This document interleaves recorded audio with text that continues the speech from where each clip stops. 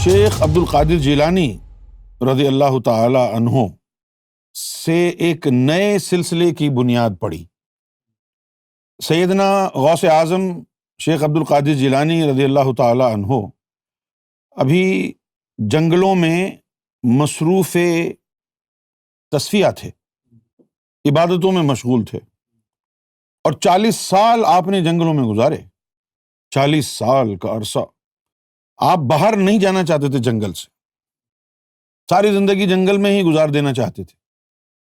تو کچھ سامان آپ کے ہاتھ میں تھا، وہ لے کے چل رہے تھے، بار بار وہ گر رہا تھا ہاتھ سے، تو اٹھاتے تو دیکھا کہ ایک شخص نیم مردہ حالت میں زمین پر پڑا ہوا، اور وہ آواز دے کے کہتا ہے کہ اے عبد القادر، میں تمہارے نبی کا دین اسلام ہوں، مجھے سہارا دے کے دوبارہ میرے پاؤں پر کھڑا کرو۔ وہ جو نیم مردہ حالت میں انسان پڑا ہوا تھا زمین پر، اس نے کہا کہ میں تمہارے نبی کا دین اسلام ہوں، قریب المرگ ہوں، مرنے والا ہوں، مجھے سہارا دو۔ یہ بڑی اوتھینٹک بات بتا رہا ہوں۔ تو شیخ عبد القادر جیلانی نے ہاتھ بڑھا کے اور اس کو دوبارہ کھڑا کیا۔ تو پھر اس وقت جو ہے فضاؤں میں آواز گونجنے لگی، محی الدین، محی الدین، محی الدین، یعنی دین کو زندہ کرنے والا۔ یہ خطاب سیدنا غوث اعظم رضی اللہ تعالی عنہ کو اللہ کی بارگاہ سے ملا۔ محی الدین، کون؟ دین کو زندہ کرنے والا۔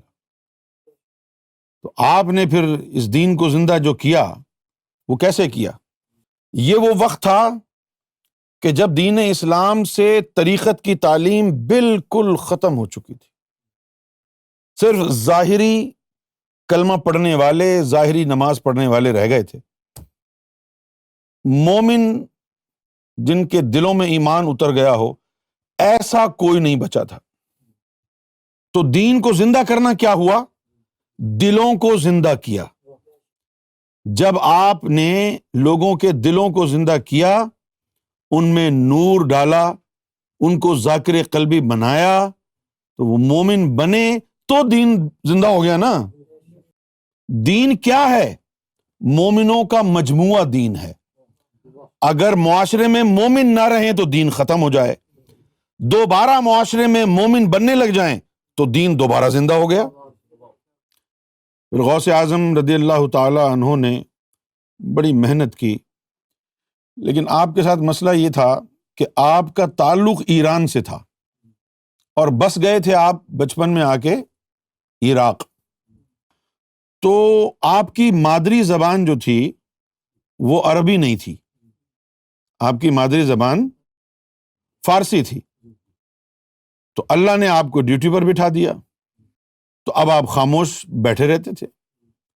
تو حضور نبی پاک صلی اللہ علیہ وسلم تشریف لائے اور کہا کہ عبد القادر جیلانی، خطاب کیا کرو تاکہ مخلوق خدا تمہارے کلام سے فیوز و برکات حاصل کرے، کلام کیا کرو۔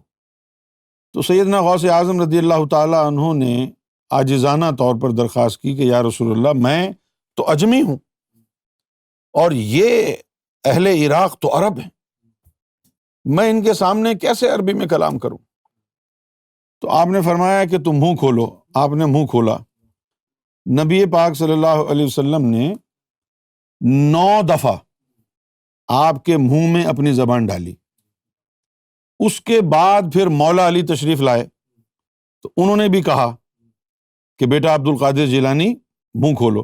آپ نے 8 دفعہ آپ اپنی زبان غوث پاک کے منہ میں ڈالی۔ تو غوث اعظم نے پوچھا کہ مولا، یہ بتائیے کہ حضور نے 9 دفعہ، آپ نے 8 دفعہ زبان کیوں ڈالی؟ ایک دفعہ ایک کم رہ گئی۔ تو فرمایا کہ وہ ادب کی خاطر کیا میں نے، حضور کے ادب میں۔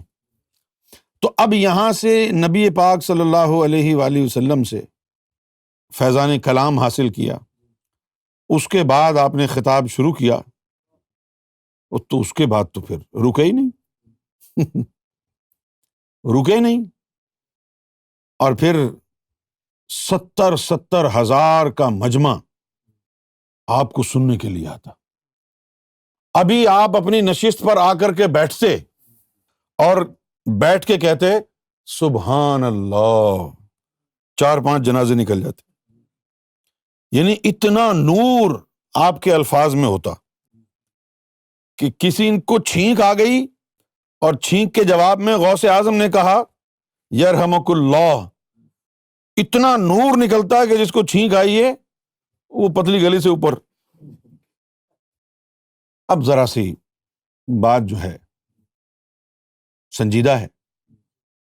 جب سیدنا غوث اعظم رضی اللہ تعالی عنہ کو اللہ رب العزت نے مبعوث فرمایا ہے تو اس وقت اہل بیت کے جو ائمہ کرام تھے جن کو اس میں ذات کی طاقت دی تھی، ان سب سے وہ طاقت لے کر گزر گئے تھے نا، لے کر اور وہ غوث اعظم کو دے دی تھی، غوث اعظم کو دے دی تھی.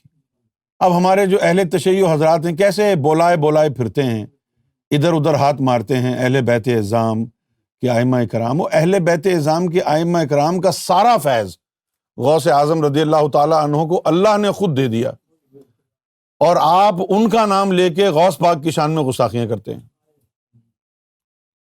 شیعہ حضرات میں کچھ فرقے شیعہ کے ایسے بھی ہیں جو غوث پاک کو مانتے ہیں، کچھ، سارے نہیں، کچھ مانتے ہیں. اچھا، اب غوث اعظم رضی اللہ تعالی عنہ جو ہے نسلی طور پر آپ کو جو ہے وہ آپ نجیب الطرفین ہیں.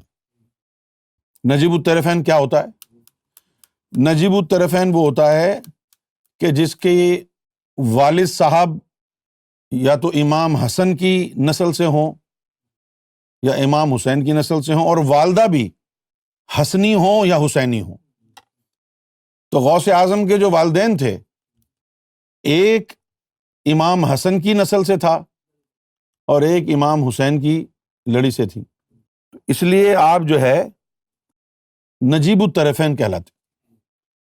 غوث اعظم رضی اللہ تعالی عنہ کا جو شجرہ نسب ہے، جس طرح نقشبندیوں کا شجرہ نسب ملتا ہے ابو بکر صدیق رضی اللہ تعالی عنہ کے سینہ مبارک سے، اور چشتیوں کا شجرہ نسب ملتا ہے جا کے مولا علی کے سینہ مبارک سے، اسی طرح سیدنا غوث اعظم کا شجرہ نسب ملتا ہے براہ راست محمد رسول اللہ کے سینہ اقدس سے.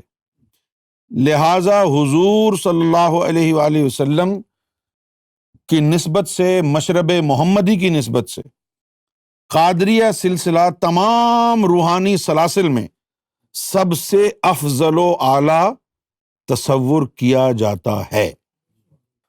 کیوں کیا جاتا ہے؟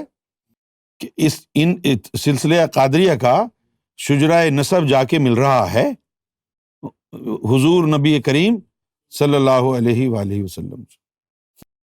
اچھا، اب یہ قادریہ سلسلہ جو ہے وہ ہندوستان میں بھی اس کو فروغ حاصل ہوا، پاکستان میں بھی یقیناً ہوا، اہل عراق بھی اس سے مستفیض ہوئے.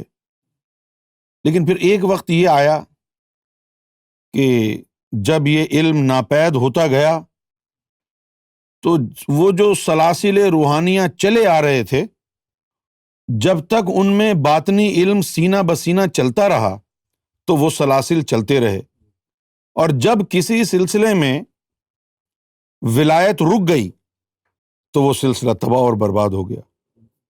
کیونکہ بہت سارے سلسلے پھر ایسے ہو گئے کہ جس میں اللہ کی طرف سے کسی کو ولایت ملی نہیں، لیکن وہ سلسلہ تو پہلے سے بنا ہوا تھا، چلا آ رہا تھا، من پسند کوئی بھی بندہ پیر بن کے بیٹھ گیا، نہ وہ طاقت رہی، نہ وہ روحانیت رہی، نہ وہ باطنی فیض رہا. بس پھر نسل در نسل لوگ پیر بنتے گئے، سلسلے کا نام رہ گیا، فیض ختم ہو گیا.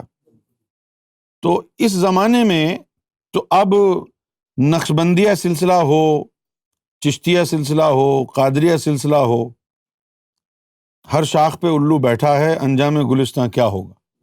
اب یہ عالم ہے. لیکن جب تک ان میں فیوز و برکات، روحانی تعلیم اور جن ہستیوں سے ان سلاسل کو نسبت تھی ان سے تعلق باطنی قائم تھا، اس وقت تک یہ سلسلے جو ہے لوگوں کو اللہ اور رسول کی بارگاہ تک پہنچا رہے تھے۔ اب نہیں رہا تو بس اب رسمیں رہ گئی ہیں، ذکر قلب کی اجازت نہ ہو تو پھر گردن گھما کے چیخ چیخ کے ذکر کرنا بھی کوئی فائدہ مند نہیں ہے، اور جب روحانی طور پر کوئی مرشد نہ ہو تو قلب بیدار بھی نہیں ہوتا ہے۔ تو یہ تمام سلاسل جن کا نام لیا ہے فیصل بھائی آپ نے، نقشبندی، قادری، چشتی، سہروردی، یہ بالکل درست تھے، فرقے نہیں تھے یہ، لیکن آج کے وقت میں اس دور میں اب ان تمام سلاسل سے روحانی فیض ناپید ہو گیا ہے۔ جس طریقے سے اہل بیت کے ائمہ اکرام سے اسم ذات اللہ کی جو کنجی ہے وہ سب کی غوثیت کو اکٹھا کر کے، اہل بیت کے جو ائمہ اکرام تھے وہ غوث تھے سارے، ان سب کی غوثیت کو اکٹھا کر کے غوث اعظم کے حوالے کر دیا تو آپ غوث الاعظم ہو گئے۔ اسی طرح اب سیدنا غوث اعظم رضی اللہ تعالی عنہ نے اسم ذات اللہ کی جو کنجی ہے وہ سیدنا امام مہدی سرکار گوھر شاہی کے حوالے کر دی، کیونکہ اللہ نے آپ کو امام مہدی کے مرتبے سے نوازا ہے، تو وہ اسم ذات اللہ کی کنجی امام مہدی کے حوالے ہو گئی۔ اور امام مہدی کے پاس پہلے سے اسم ذات اللہ فعلی کی کنجی بھی تھی۔ اب جو کنجی سیدنا غوث اعظم رضی اللہ تعالی عنہ نے امام مہدی کو دی ہے، اس کنجی کے ذریعے مسلمانوں کو اسم ذات دیا ہے، اور جو کنجی اسم ذات اللہ فعلی کی سرکار گوھر شاہی کی اپنی ملکیت ہے، اس کے ذریعے جو اور دھرم والے لوگ ہیں جیسے سکھ بھائی ہیں، ہندو ہمارے بھائی ہیں، کرسچن ہیں، یہودی ہیں، ان کو اس اسم ذات سے منور کیا سرکار گوھر شاہی نے۔